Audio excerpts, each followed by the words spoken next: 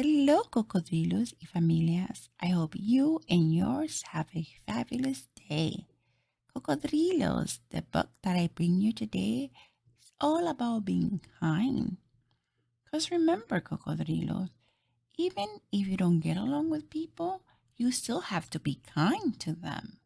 Yes, let's practice kindness. Let's read, cocodrilos. Let's.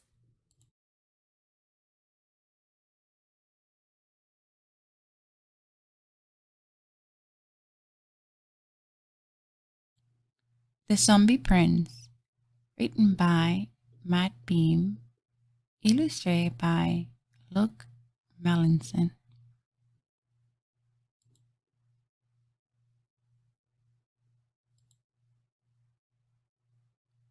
Brandon is a zombie who will destroy his enemies with the tears falling down his face. The only people who aren't his enemies, he says, are Oscar, who is lying beside him on the school lawn, Miss Gomez, who said fairies are fearless creatures, and me. I am sitting cross-legged at Brandon's feet, twirling an orange leaf in my fingers. Oscar sits up suddenly and says he's a ghost. Next time, he'll float invisibly in front of Brandon and block the mean words sailing through the air toward him. Oscar spreads out his arms, drops his head, and for a moment he disappears right in front of our eyes. When he returns, Oscar says, "You don't have that many enemies, though. Just Sam." Brandon's eyes go bright, and then dark, and then bright again, as a cloud above moves past the sun in a hurry. "I'm not so sure," he replies, finally. "I am a vampire, then," I declare, turning up my blue collar. But instead of sucking blood from people's necks, I suck bad things from the air, like pollution and Mrs. Clark's perfume clouds and Sam's mean words. I'll suck them all like a vacuum and make them go away forever. That's why my front tooth is missing. See? Sam was wrong to hurt you with her words, Miss Gomez said gently at recess, with a hand on Brandon's shoulder. But it wasn't the flower's fault. With his ghostly hands, Oscar pulls up grass and dirt and digs out a resting place for the daisy with no petals and a bent stem.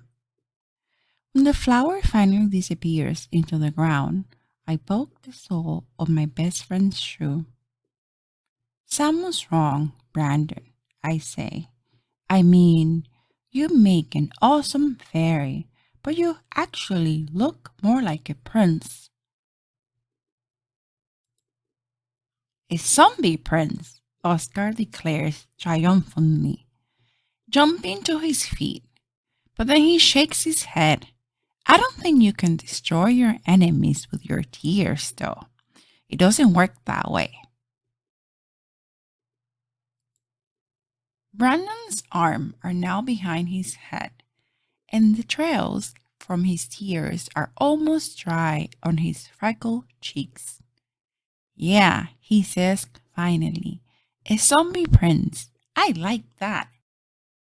Oscar makes wingtips of his dirty hands and airplanes away towards the water fountain. "Check out those clouds up there," Brandon says to me, pointing to the sky. "They look like baby jetties."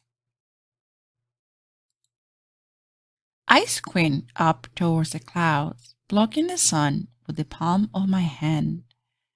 Its gray shoot through my fingers like magical laser beams. The clouds just look like clouds to me, though. I turn back to say this when I see that Brandon's eyes are closed and he's smiling.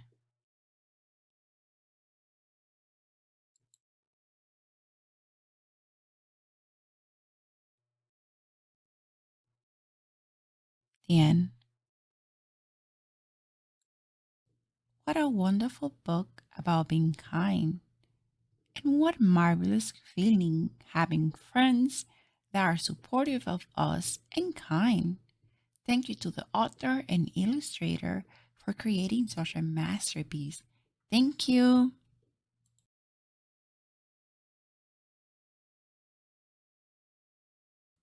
Thank you for coming to my channel and watching this video. I appreciate it. If you haven't done so, Cocodrilo, subscribe, like, share. If you'd like to, leave me a comment. Hasta luego, cocodrilos. Hasta luego.